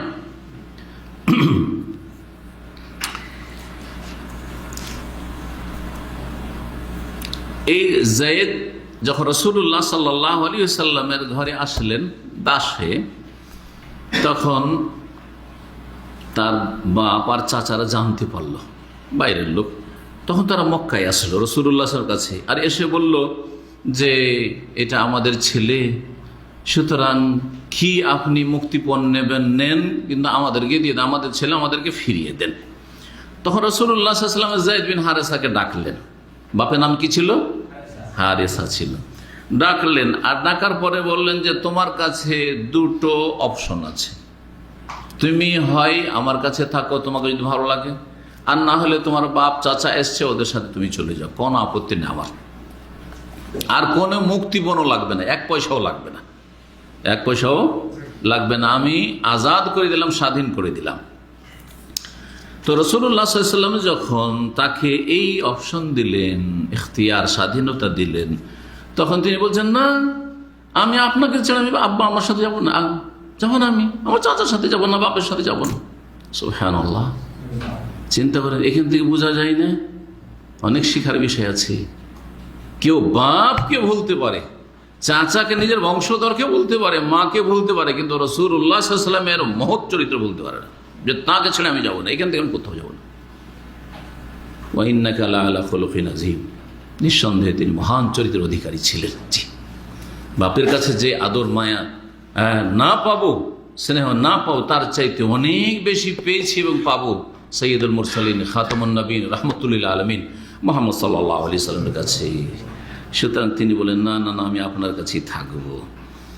সেই দিন রাসূলুল্লাহ সাল্লাল্লাহু আলাইহি সাল্লাম কুরাইশদের সামনে বললেন, ইশহাদু, দেখো তোমরা সাক্ষী থাকো, এই ছেলে যখন বাপকে আর চাচাকে ছেড়ে দিল, ওদের কাছে যেতে রাজি হলো না, তখন ইন্না আন্না হাযা ইবনি ওয়ারিসান ওয়া মাওরুসান, একে আমি নিজের সন্তান বানিয়ে নিলাম, এটা আমার সন্তান এখন ওয়ারিস হবে যদি আমি আগে মারা যাই, আর মাওরুসান, আর যদি সে আগে মারা যায় তো সে মাওরুস হবে, আমি ওয়ারিস। আমার সন্তানের মতো। এটা কি জায়েজ এখন করা? তাহলে এই ঘটনা নবুয়ত প্রাপ্তির আগে ছিল। হ্যাঁ, জাহিলিয়াতের যুগের ছিল, নবুয়ত প্রাপ্তির আগের ছিল, যখন আরবদের প্রচলন ছিল কিসের? পালক পুত্রের প্রচলন ছিল, পোষ্যপুত্র। তাবান্নি যেটাকে বলা হয়, আরবিতে কি বলা হয়? তাবান্নি মানে কোনো কাউকে ছেলে বা মেয়ে বানিয়ে নেওয়া, তাবান্নি। জি হ্যাঁ। আচ্ছা, এটা এমন হইতো যে যাকে ছেলে বা মেয়ে বানিয়ে নিল, সে যে বানিয়েছে তার ওয়ারিস হবে, আর না হলে তার সে ওয়ারিস হবে। এইরকম এক কথায় নিজের ছেলের মতো হয়ে যেত, নিজের মেয়ের মতো হয়ে যেত। যেটাকে ইসলাম কি করেছে? কি করেছে ইসলাম? রেখেছে না বাতিল ঘোষণা করেছে?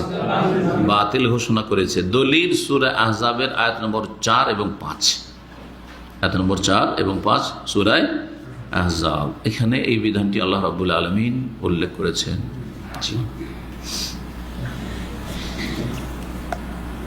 ওমা জাআলা আদিয়াকুম আবনাআকুম, তোমাদের মুখে ডাকা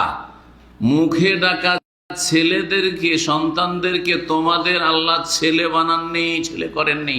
সেটা তোমার ছেলে সন্তান নয়, কোন সন্তান নয়। এই ছেলে ছেলে ছেলে করছেন, এটা আমার মেয়ে মেয়ে করছেন, এতে তোমার ছেলে আর মেয়ে হয়ে যায় না। অনেকে এরকম কচি অবস্থায় রাস্তাঘাটে আজকাল যেসব পথের বাচ্চাদের পাওয়া যায়, যাদের বাপ মায়ের খোঁজ খবর নেই অথবা অভাবের কারণে ছেলে মেয়ে, অনেকে একসময় ছিল দুর্ভিক্ষ ছিল, অভাব ছিল, তখন ছেলে মেয়ে নিজেই দিয়ে দিচ্ছে, নিজে থেকে দিয়ে দিচ্ছে। অনেকে আবার নিঃসন্তান, ছেলে মেয়ে নেই, সেজন্য ভাইয়ের বা বোনের কারো ছেলে মেয়ে নিচ্ছে না আমাদের দেশে। জি হ্যাঁ, এই ক্ষেত্রে যদি রাখে নিজের পারিবারিক স্বার্থে রাখতে পারে, অসুবিধা নেই, কিন্তু তার বাপের নামকে সেখান থেকে উজ্জ্ব করা যাবে না। যদি করে দেয়, কাগজপত্র যত আছে তাতে বাপের নামকে উজ্জ্ব করে দিয়ে যে পালক পুত্র নিয়েছে তার নামের সাথে সম্পৃক্ত করেছে, তাহলে এটা হারাম, কাবিরা গুনাহ, উভয়ের জন্য কাবিরা গুনাহ। যে এইরকম পালক পুত্র নেবে তার জন্য, আর যাকে এইভাবে নেওয়া হবে আর তাতে সে সন্তুষ্ট, সেও কাবিরা গুনাহ করলো। লানাল্লাহু মান ইদ্দা ইলা গায়রি আবিহ, রাসূলুল্লাহ প্রসিদ্ধ হাদিস। আল্লাহ লানত রয়েছে ওই ব্যক্তির ওপর যেই ব্যক্তি নিজের আপন বাপ ছাড়া অন্যের সাথে সম্পৃক্ত হবে, নিজেকে সম্পৃক্ত করলো। সম্পৃক্ত করা মানে সংসারের খাতিরে, ধন সম্পদের দেখাশোনার খাতিরে নেওয়া নয়। এর মানে হচ্ছে যে ওর সাথে এমনভাবে নামটা লাগিয়ে নেওয়া হয়েছে যে জায়েদ বিন হারেসা নয়, জায়েদ বিন মুহাম্মদ হয়ে গেছে। আজকাল কেউ একটা ছেলে নিল আর তারপর তার বাপের নাম অন্য কিছু, আর সে তার বাপের নামকে উড়িয়ে দিয়ে কাগজপত্রে কি বানিয়ে এলো, যেটা আমার ছেলে, জানছেই না কেউ সমাজে, ওইভাবে কাগজপত্র বানিয়ে নিয়েছে। এটা হচ্ছে লানতের কাজ, কাবিরা গুনাহ, হারাম। লানতের কাজ মানে কাবিরা গুনাহ, জায়েজ নয়। আর একটা যেটা বাতিল করা হয়েছে ইসলামে, সেটা হচ্ছে যে আপনি যেই ছেলে বা মেয়েকে নিলেন পালক পুত্র হিসাবে, সেটা নেওয়া মানে এই নয় যে আপনার ধন সম্পদের সে ভাগ পাবে, ওয়ারিস হবে, অথবা তার ধন সম্পদের আপনি ওয়ারিস হবেন, কোনোটাই হবে না, বা আপনার ছেলেরা পাবে, এটা হবে না। ওয়ারাসাত বাতিল। ওয়ারিস কি হবে? যারা সত্যিকার ওয়ারিস, উত্তরাধিকারী, তারা হবে। বুঝছেন না? জি হ্যাঁ। সুতরাং যে আজকাল একটা ছেলে নিয়েছে, অনেকের ছেলে আছে, তারপরে আরো ছেলে নিয়ে নিয়েছে হয়তো, তারপরে তখন বলছে আমার, অনেকে গৌরব করে বলে, এটা তার উদারতা যে আমি আমার ছেলেদেরকে যেমন জমি জায়গায় ভাগ দিয়েছি, এই ছেলেটা আমার নয়, তবুও যেহেতু ছোট থেকে আমি ছেলে হিসাবে মানুষ করেছি, নিয়ে এনেছি, সেজন্য তাকেও অতটা ভাগ দিয়েছি। কত যে সওয়াবের কাজ করেছে, অথচ কাবিরা গুনাহ করেছে, জালেম, সে জুলুম করেছে। মান কাতা মিরাসা ওয়ারিসি, ওয়ারিসদের মিরাসকে কেড়ে নিয়ে ওকে দিয়েছে। কাতা আল্লাহ মিরাসা মিনাল জান্নাত, তখন জান্নাতে যে তার ভাগ রয়েছে সেটা তার কাছ থেকে আল্লাহ কেড়ে নেবেন, ছিনিয়ে নেবেন। কবিরা গুনাহ, এটাও দেওয়া যাবে না। তাহলে ভাগ জমি জায়গায় দেওয়া যাবে না, কিছুই দেওয়া যাবে না, এটা একটা প্রশ্ন বাকি থাকছে, জেনে নেওয়া জরুরি। কিছুই দেওয়া যাবে না। তো একটা ছেলে এতদিন ধরে আমার ঘরে আছে, আমি মানুষ করলাম, সেও হয়তো কিছু আশা করে, তার কিছু নেই, যা কিছু শ্রম দিয়েছে, সংসারে দিয়েছে, কিছু দেওয়া যাবে না? অবশ্যই দেওয়া যাবে। আর একটা রাস্তা আছে। কি রাস্তা? ওসিয়তের রাস্তা খোলা আছে। ওসিয়ত ওয়ারিসের জন্য নাই, কিন্তু যারা ওয়ারিস নয় তার জন্য ওসিয়ত আছে। ইন্নাল্লাহ কাদ জাআলা লিকুল্লি হাক্কিন হাক্কাহু, ইন্নাল্লাহ কাদ আতা কুল্লা জি হাক্কিন হাক্কাহু। আল্লাহ রাব্বুল আলামিন প্রত্যেক পাওনাদারকে, হকদারকে তার হক দিয়ে দিয়েছেন। ফালা ওয়াসিয়াতা লিওয়ারিসিন, সুতরাং কোনো ওয়ারিস, উত্তরাধিকারীর কোনো ওসিয়ত চলবে না। তাহলে ছেলের জন্য ওসিয়ত করে দিলাম, মেয়ের জন্য এই ওসিয়ত করলাম, স্ত্রীর জন্য এই ওসিয়ত করলাম, এই ওসিয়ত ফসিয়ত চলবে না। যারা ওয়ারিস তাদের জন্য ওসিয়ত চলবে না। যারা ওয়ারাসাতে বঞ্চিত হচ্ছে তাদের জন্য ওসিয়ত। যেমন প্রবাসে আছেন অনেকে, কিন্তু প্রবাসে মারা যাচ্ছেন। আর বাংলাদেশ বা ভারতের যে পারিবারিক গায়র ইসলামী তরিকা যেটা, সেটা তো হচ্ছে কি, আপনার ইনকাম করা সব টাকা পয়সা কোথায় পাঠিয়ে দিয়েছেন? বাপের কাছে পাঠিয়ে দিয়েছেন, বাপের অ্যাকাউন্টে, মায়ের অ্যাকাউন্টে। জমি জায়গা কার নামে হয়েছে? বাপ মায়ের নামে। খুব খুশি আপনার বাপ মা, আমার ছেলে কত ভালো, যা করেছে সব আমার নামে, মনে করেছে কত সবের কাজ করলাম। অথচ জালেম বাপ মা, জালেম বাপ মা অন্যের হক কেড়ে নিয়ে অন্যকে দিয়ে দিল। এই সম্পদের হক ছিল আপনার স্ত্রী, ছেলে মেয়ের, আপনার ভাই বোনের না। আপনার স্ত্রী, ছেলে মেয়ে বঞ্চিত হয়ে যাচ্ছে, হ্যাঁ, আর দিয়ে দিচ্ছে কাকে? আপনার ভাই বোনের ওর থেকে ভাগ পাচ্ছে, কারণ আপনার বাপ মায়ের নামে সব প্রপার্টি চলে গেছে। অথচ ইনকাম করার টাকা হচ্ছে আপনার। জি, হক মারল না, একজনের হক মেরে আরেকজনকে দেওয়া হইল, জান্নাত থেকে বঞ্চিত হইতে হবে। আর এইটাকে মনে করছেন যে আমরা খুব ভালো পরিবার? না না, জালেম পরিবার, জুলুম করছেন। তবে বাপ মাকে দেবেন, কতটা দেবেন? অভাব দূর করা সমান দেবেন, তাদের প্রয়োজন মেটানো সমান দেবেন। জি হ্যাঁ, ভাইয়েরা বোনেরা ছোট আছে, নাবালক আছে, এখনো কাজের যোগ্য হয়নি, তাদের সমান দেবেন, যতটা দিতে পারবেন দেবেন আপনি, এবং তাদের এই সমস্যাগুলি, আর্থিক সমস্যা দূর করবেন। কিন্তু তারা সচ্ছল খাওয়া দাওয়া করছে, চলাফেরা করছে, তাদের কোনো অভাব নেই, এরকম সাংসারিক, অথবা অল্প কিছু দিলেন, না না, আপনার বাপ মা সন্তুষ্ট না, সব টাকা দিয়ে তুই। জালেম বাপ মা, জালেম বাপ মা। হঠাৎ করে, আসল কথা যেটা বলছে, হঠাৎ করে হইলো কি, আল্লাহ না করে এই ব্যক্তি প্রবাসে ছিল, সব টাকা পয়সা বাপ মাকে দিয়ে দিয়েছে, ওদের নামে জমি জায়গা হয়েছে, মারা গেল। আর ছেলে মেয়েরা আছে, কি পাবে ছেলেমেয়েরা? কারণ যার নামে হয়েছে, হ্যাঁ, এই যে মৃত, তার বাপ মায়ের নামে হয়েছে, আর বাপ মায়ের ছেলে মেয়েরা আছে। সুতরাং এই আপনার ছেলে মেয়েদের, হ্যাঁ, জন্য কিছুই নেই, কারণ আপনার ছেলে মেয়েদের চাচারা আছে, চাচার বাপ থেকে পাবে, আর আপনি দাদা থেকে পাবেন না, দূরের আপনি হয়ে গেলেন। সুতরাং আপনার ছেলেরা দূরের হয়ে গেল, সুতরাং আপনার ছেলে মেয়েরা পেল না। এটাকে ইংরেজ আমলে কি করেছিল, এই টার্মের নাম জানেন? এই টার্মের নাম কানুনগোয়ীদের কাছে ভারত উপমহাদেশে এমন একটি নাম হয়েছে যেটা ইসলাম বিদ্বেষিতা প্রমাণ করে, সেটা হচ্ছে মজলুম মিরাস হয়ে গেছে। এই নামটা ছোট থেকে শুনতাম, গ্রামে গঞ্জে মানুষ বলতো। আমার মামারা আজকে 80-85 বছর, এক মামা তো মনে হয় 90 পার হয়ে গেছে, 100-তে চলে গেছে বড় মামা। তাদের মুখ থেকে ছোটকালে যখন আমার 10-12 বছর বয়স, তখন শুনতাম যে অমুক মজলুম মিরাস হয়ে গেছে। শব্দটা বুঝতাম না। যখন উর্দু পড়লাম, ফার্সি পড়লাম, আরবি পড়লাম, তারপরে যখন একটু জ্ঞান হইলো মিরাস সম্পর্কে, ফারাইজ পড়লাম, আরে ইসলামে তো মজলুম মিরাস বলে কিছু নেই। মজলুম মিরাস মানে মিরাসের ক্ষেত্রে, ধন সম্পদের ভাগ পাওয়ার ক্ষেত্রে কি হয়েছে? জুলমের শিকার হয়েছে। মজলুম মানে কি? জুলমের, অবিচারের শিকার হয়েছে। তো এই জুলমের শিকার যে হলো, তো জালেমকে জুলুম কে করলো? কে জুলুম করলো? নাউজুবিল্লাহ। এই টার্ম বলছে যে আল্লাহ জুলুম করেছে, কোরআন জুলুম করেছে, দ্বীন ইসলাম জুলুম করেছে। কথা বুঝতে পেরেছেন? মজলুম মিরাস, জি, ইসলাম জুলুম করেনি, বরং তোমরা জুলুম করেছে। ওয়ালাকিন যালামু আনফুসাহুম, আল্লাহ কোরআনে বলেছে, জি, তোমরা নিজেরা জুলুম করেছো, তোমার বাপ মা জুলুম করেছো, তোমার পরিবার জুলুম করেছো, এবং তুমি যে সব টাকা পয়সা দিয়ে তুমিও জুলুম করেছো তোমার স্ত্রী ছেলে মেয়েদের উপর। জি।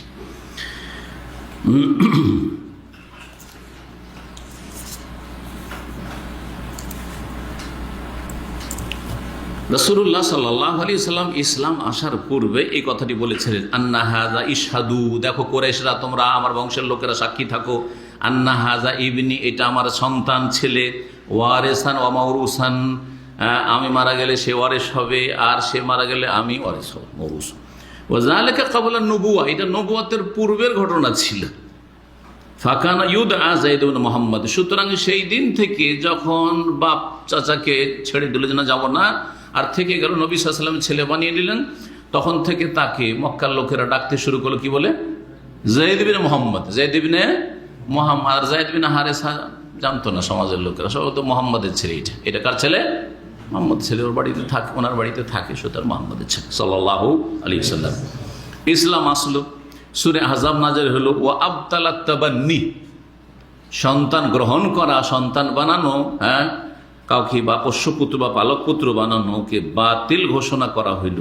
আল্লাহ রাব্বুল আলামিন তাই করলেন। ফাদুইয়া, তখন থেকে নবী সাল্লাল্লাহু আলাইহি ওয়াসাল্লাম বলে দিলেন সাহাবীদেরকে যে একে ডেকো, কি বলে? যায়েদ ইবনে হারেসা বলে ডেকো।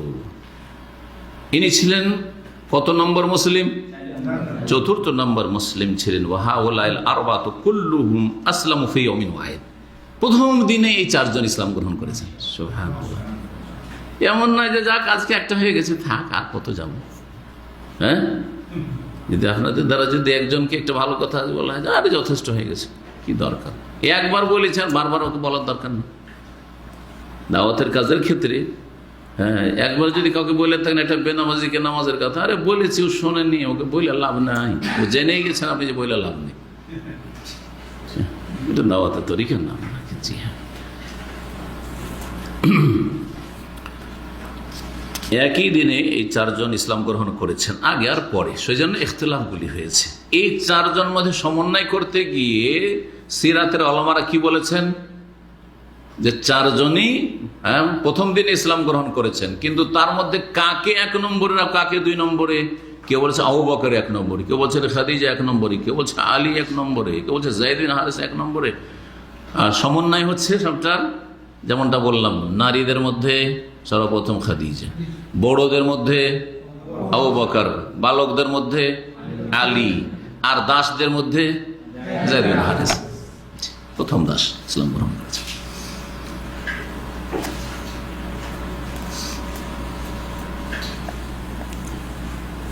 রাসূলুল্লাহ সাল্লাল্লাহু আলাইহি ওয়াসাল্লামের এই দাওয়াতের সাথে আবু বকর সিদ্দিক রাদিয়াল্লাহু তাআলা আনহু যখন ইসলাম গ্রহণ করলেন, শুধু মুসলিম হয়ে থাকলেন না যে আমি মুসলিম হয়ে গেছি, তিনি নবী করিম সাল্লাল্লাহু আলাইহি ওয়াসাল্লামের পাশাপাশি দায়ী হয়ে কাজ করতে শুরু করলেন। জি, এটা আমাদের চরিত্র হইতে হবে। দীর্ঘদিন এখান থেকে শিখছেন, কিন্তু আপনি নিজে দায়ী হওয়ার মন মানসিকতা রাখলেন না। আপনার দ্বারা যে কিছু লোক জাহান্নাম থেকে উঠে আসুক, জাহান্নামের রাস্তা থেকে ফিরে আসুক, আর জান্নাতের রাস্তা কিছু লোকে লাগিয়ে দেন, আপনি দাওয়ার কাজ করবেন, এই মন মানসিকতা রাখেন না। বড়ই দুঃখের বিষয়, আজকে মাদ্রাসায় যদি আপনি মাদ্রাসার একটা স্টাডি করে দেখেন, মাদ্রাসাগুলিতে গিয়ে একটা মাদ্রাসায় 500 ছাত্র থাকলে আপনি 50টা ছাত্র পাবেন না যাদের দাওয়াতি আগ্রহ আছে। একেবারে চিন্তা চেতনা হচ্ছে স্কুল কলেজের লেখাপড়ার মতো। স্কুল কলেজের লেখাপড়ার টার্গেট যে আমি লেখাপড়া করে, কেউ বলছে আমি ডাক্তার হব, কেউ বলছে আমি ইঞ্জিনিয়ার হব, তো কেউ বলছে আমি শিক্ষক হব, কেউ বলে একটা কিছু, কেউ বলছে বিদেশে যাব, ভালো লাগে না লেখাপড়া করতে, কেউ বলে আমি পাশ করলেই চলে, কোনো রকম কি বলবো, বাপ মা ছাড়ে না, সেই জন্য আসছি স্কুলে, আছে না? এই হলো মাদ্রাসার অবস্থা। এই হচ্ছে মাদ্রাসার অবস্থা। মাদ্রাসাগুলিতে, যে মাদ্রাসাগুলিতে 1000 ছাত্র আছে, সেই মাদ্রাসা পরিদর্শন করে আসলে বড়ই দুঃখের বিষয়। আর সেখানকার শিক্ষকদের সাথে গত বছরে গিয়ে আলোচনা করলাম যে ভাই কিছু দায়ী তৈরি করেন। আজকাল এরা মদিনাও পড়ে আসছে, পড়ে আসার পরে যে শতকরা 5টাও দায়ী তৈরি হচ্ছে না, 10টা দায়ী তৈরি হচ্ছে। কি তাহলে কোরআন সুন্নাহ পড়ার উদ্দেশ্যটা কি? লেখাপড়ার উদ্দেশ্য আজকাল অন্যরকম হয়ে গেছে, যে এই লেখাপড়া দিয়ে কেমন ইনকাম করা যায়, কি ধরনের ইনকাম সোর্স খোলা যায়, আর কত দুনিয়াতে বড় হওয়া যায়। না না না, এই উদ্দেশ্য তাহলে ব্যর্থ। আপনি আপনার ছেলে মেয়েদেরকে লেখাপড়া যদি মাদ্রাসায় করান, তাহলে আপনার টার্গেটও থাকবে আপনার ছেলে মেয়েকে কথা শিখাইতে হবে, তোমাকে দায়ী হইতে হবে। কি হইতে হবে? দায়ী হইতে হবে। আল্লাহ যেন আমাদের জন্য কবুল করেন এবং আমাদেরকে তৌফিক দান করেন।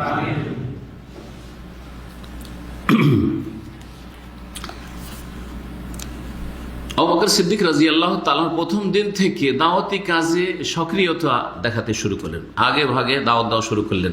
নবী করিম সাল্লাল্লাহু আলাইহি ওয়াসাল্লাম ডান হাত হিসাবে এই রেসালাতের পেগাম পৌঁছার ক্ষেত্রে কাজ শুরু করলেন, এবং তিনি খুব ভালো মানুষ ছিলেন, চরিত্রবান ছিলেন। তাকে মক্কার লোকেরা সবাই ভালোবাসত। তার বিভিন্ন ভালো দিক ছিল, চরিত্রের দিক থেকে মহৎ চরিত্রের অধিকারী।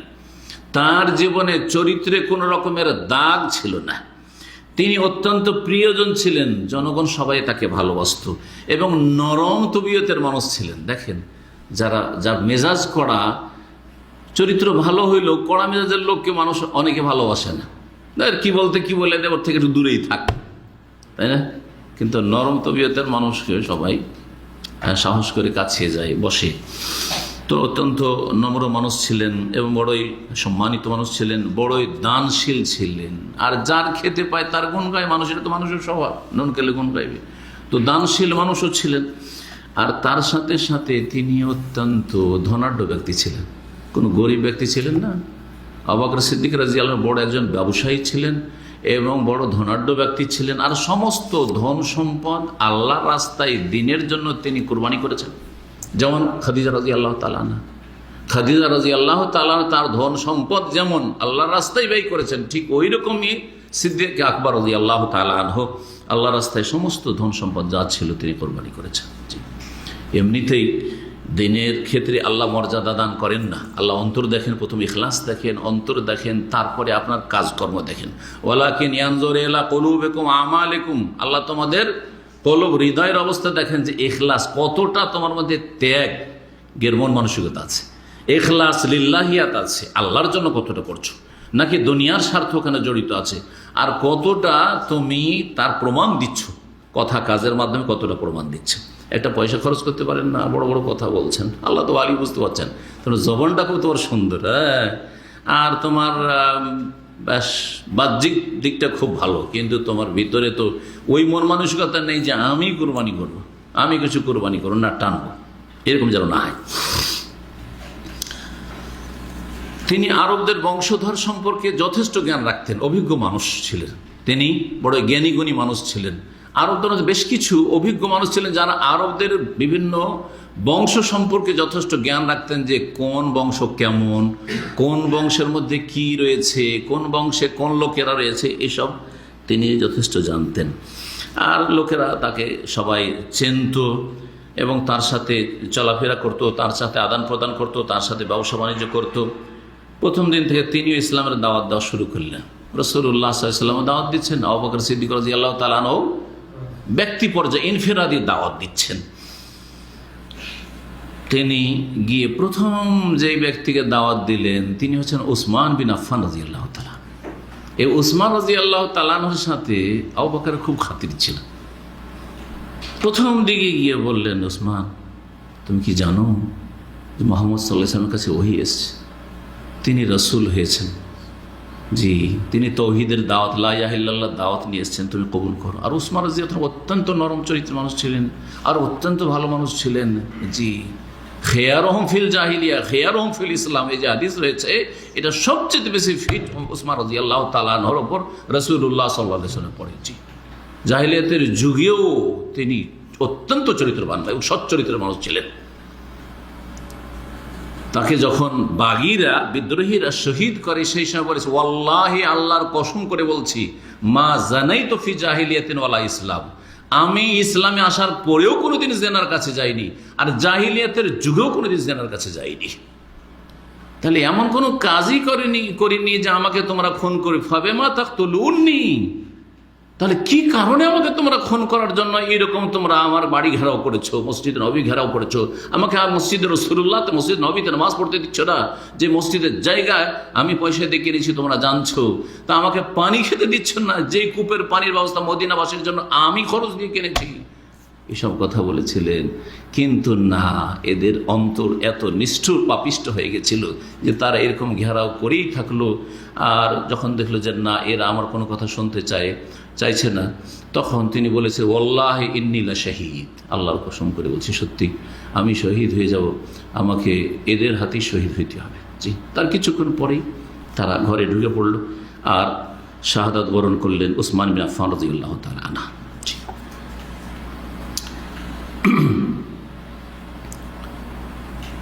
6 নম্বরে যিনি ইসলাম গ্রহণ করেছেন তিনি হচ্ছেন জুবাইর বিন আওয়াম রাদিয়াল্লাহু তাআলা আনহু। 7 নম্বরে যিনি ইসলাম গ্রহণ করেছিলেন আব্দুর রহমান বিন আউফ, তার নাম আছে। 8 নম্বরে সাদ বিন আবি ওয়াক্কাস রাদিয়াল্লাহু তাআলা আনহু। 9 নম্বরে তালহা বিন উবাইদুল্লাহ রাদিয়াল্লাহু তাআলা আনহু। জি হ্যাঁ, আবু বকর সিদ্দিক রাদিয়াল্লাহু তাআলা, এই কয়েকজন যে তারা সবাই কিন্তু আশরা মুবাশশার প্রায়। জি, উসমান, জুবাইর, আব্দুর রহমান বিন আউফ, সাদ বিন আবি ওয়াক্কাস, তালহা বিন উবাইদুল্লাহ সবগুলি কিন্তু আশরা মুবাশশারার এই পাঁচজনের মধ্যে একজন খলিফা হইলেন, আরো 3 জন খলিফা হইলে 8 জন হয়ে যায়, তাই না? তাহলে 10 জন লোককে একটি হাদিসে যে জান্নাতের সুসংবাদ দেওয়া হয়েছে, এদের অধিকাংশই প্রথম দিন বলবো না এখন, প্রথম দিনগুলিতে তারা ইসলাম গ্রহণ করেছিলেন। এবং তাদের অধিকাংশ আবু বকর সিদ্দিক রাদিয়াল্লাহু তাআলার মাধ্যমে আবু বকর সিদ্দিক রাদিয়াল্লাহু তাআলা ডেকে নিয়ে আসতেন। যখন রাজি হতো যে ইসলাম গ্রহণ করবে, চলো তাহলে রাসূলুল্লাহর কাছে যাই, চলো নবীর কাছে নিয়ে যাই, তারপরে কালাম পড়াইতেন। ওয়া আতাবিহিম ইলান নবী সাল্লাল্লাহু আলাইহি ওয়া আসলামু জামিয়ান, এদেরকে এক এক করে নিয়ে আসতেন সাথে করে নবী সাল্লাল্লাহু আলাইহি ওয়াসাল্লামের কাছে, আর তারা ইসলাম গ্রহণ করত। 10 নম্বরে যিনি ইসলাম গ্রহণ করেন তিনিও আশরা মুবাশশারার অন্তর্ভুক্ত আবু উবাইদা আমির ইবনুল জাররাহ রাদিয়াল্লাহু তাআলা আনহু, জি, যাকে নবী সাল্লাল্লাহু আলাইহি ওয়াসাল্লাম কি বলেছেন, এই উম্মতের আমিন বলেছেন। লিকুল্লি উম্মাতিন আমিনুন ওয়া আমিনু হাযিহিল উম্মাহ আবু উবাইদা ইবনুল জাররাহ, প্রত্যেক উম্মতের আমিন রয়েছে, আর এই উম্মতের আমিন হচ্ছে আবু উবাইদা ইবনুল জাররাহ রাদিয়াল্লাহু তাআলা আনহু। এখানে আজকের আলোচনা শেষ করছি, বাকি অংশ এই আলোচনার আছে ইনশাআল্লাহ তাআলা। আমরা মোটামুটি 42 জনের নাম উল্লেখ করব, আলোচনা করব, আর তারপরে তখন মোটামুটি যারা প্রথম দিকে ইসলাম গ্রহণ করেছিল মাত্র কয়েকদিনের মধ্যে বা অল্প কয়েকদিনের মধ্যে, তাদের সংখ্যা প্রায় 130-এর মতো, 130 জন সাহাবায়ে কেরাম, যাদেরকে সাবেকিন আউয়ালিন বলা হয়েছে কোরআনে কারীমে, ওয়াস-সাবিকুনাল আউয়ালুন মিনাল মুহাজিরিন। এখানে আজকের আলোচনা শেষ করছি। ওয়া সাল্লাল্লাহু ওয়া সাল্লাম আলা নবিয়িনা মুহাম্মদ ওয়া আলা আলিহি ওয়া সাহবিহি আজমাইন।